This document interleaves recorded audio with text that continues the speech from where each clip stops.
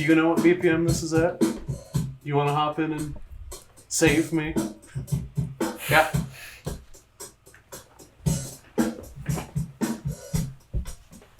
I should probably turn it up too.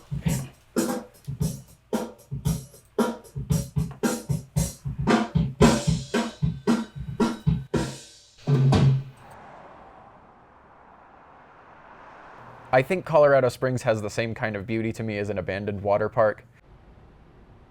It's very much like nostalgic disrepair. Colorado Springs as a whole seems like a military town. You have folks who lean a little bit conservative, and then you have a very bustling, small little music scene. Well, we are at What's Left Records. This is the best place on earth. For some reason, it just seems to be kind of the hotspot as far as Springs venues go, where like there are a lot of people like us, and then there are a lot of very strange, hateful people.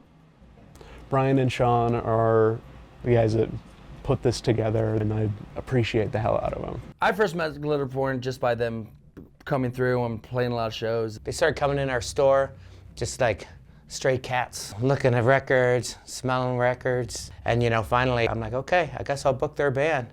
And they, like stray cats, they've never left.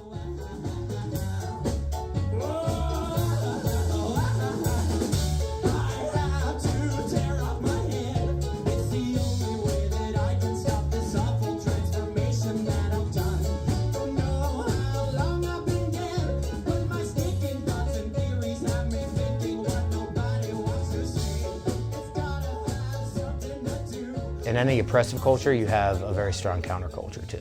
We have a good queer community that's saying, just because you are like this, it doesn't mean that we're gonna move or leave. We're gonna be even louder about it.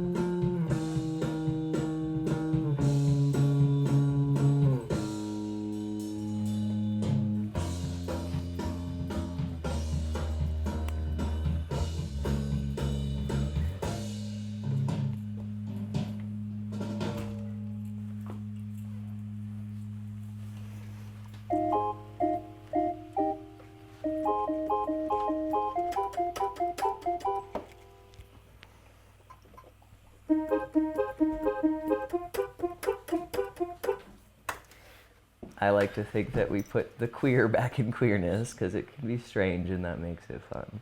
I came up with the name for Glitter Porn while I was half asleep one night, and the reason I like that name so much is because a lot of what I see from non-queer perception of queer people is glitter and pornography. How did glitter porn start? So I was actually out in the desert trying to do some soul searching. I couldn't tell who I was, and I couldn't tell who these people approaching me were. When we crossed paths in my drug-riddled mind, it felt like it was almost a divine intervention that we had to play together after that. So I had an orange, so I was able to create a power source for my keyboard, and we actually made this really cool jam right there in the Colorado desert. A lot of our songs have to do with the joy of falling in love and how that has a lot of anxiety-provoking feelings, especially as a queer person, when you don't know if they're going to feel the same way towards you, if they even have a similar sexuality, or if they're even going to accept that at all.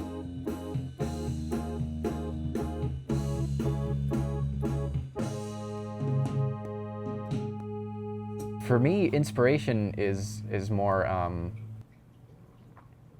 extreme anxiety.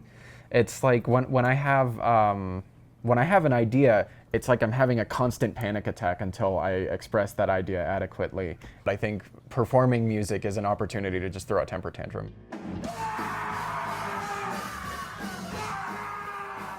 In elementary school, I got detention because I was too weird. I literally had a teacher tell me, "Stop being weird. You have detention." And I don't want people to have to experience that kind of shit. I want people to be as strange as they want, not just at glitter porn shows, but all the time.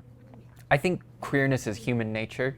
No matter how many people there are at any given time, there is nobody exactly like you.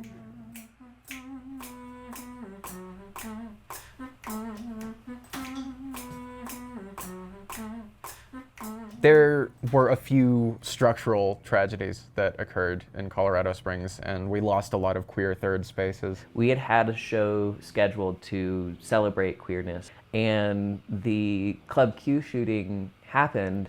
Even before the shooting, there was a lot of times when I would go there and I'd be like, okay, I need to know where my exits are in case something like this happened.